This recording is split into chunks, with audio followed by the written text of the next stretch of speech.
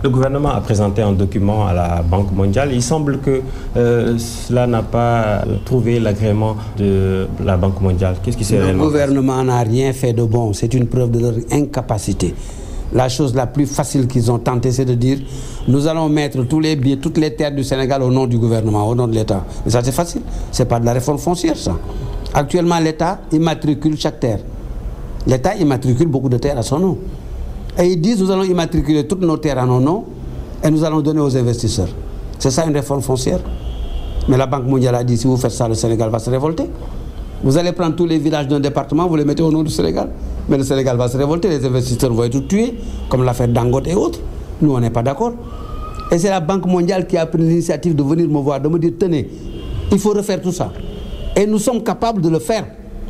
Nous savons comment et nous pouvons le faire. Et la Banque mondiale sait que nous pouvons le faire. Mais nous ne ferons plus rien. Moi, je suis très clair. Nous avons arrêté. Nous avons donné tout ce que nous pouvions pour le président de la République et pour notre pays. Le président et son gouvernement nous ont empêchés de continuer. Nous ne continuons pas.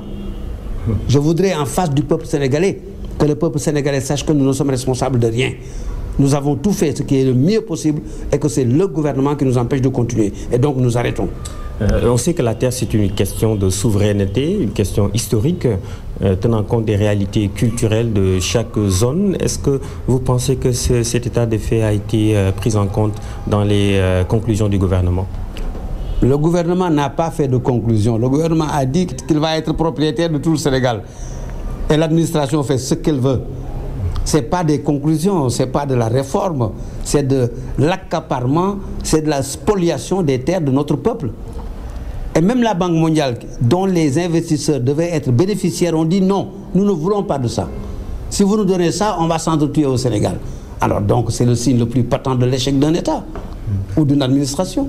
Vous avez déjà commencé à travailler avec une équipe bien fournie de plusieurs zones. D'ailleurs, la composition de l'équipe que vous dirigez, est-ce que vous pouvez revenir un peu sur les personnalités qui donc composent cette équipe? Nous sommes 90, nous sommes les meilleurs du Sénégal.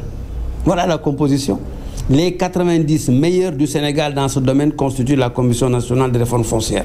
Les 90, ensemble, sont capables de faire toutes les réformes qu'il faut au Sénégal et au mieux qu'il soit. Aucune équipe ne peut exister au Sénégal qui puisse concurrencer cette équipe-là. Aucune. Qui puisse faire la moitié de ce que nous serons capables de faire.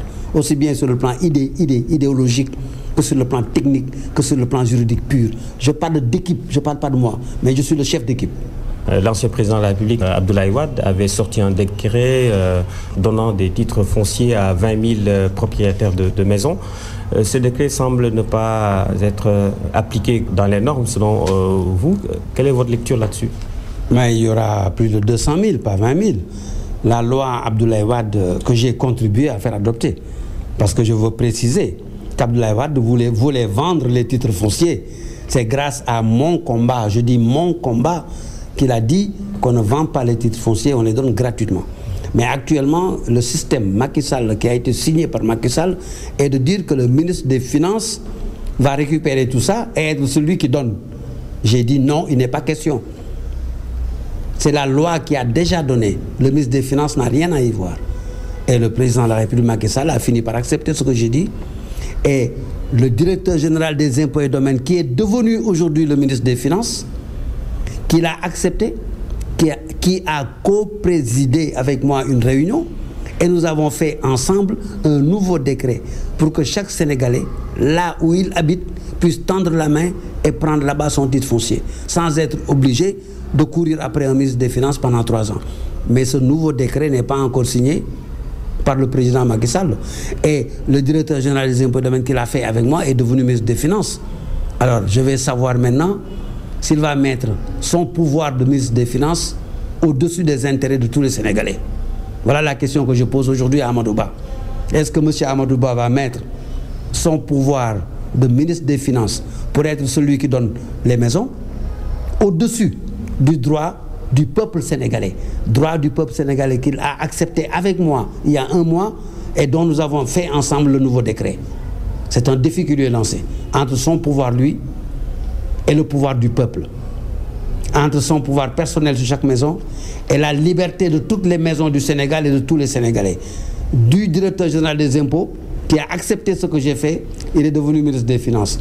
Et ce que nous avions accepté, nous deux, n'est pas encore réalisé. Est-ce qu'il va le faire réaliser ou non comme ministre des Finances? Je l'invite à le faire réaliser pour lui-même, pour la postérité, pour le jugement du futur et de l'avenir.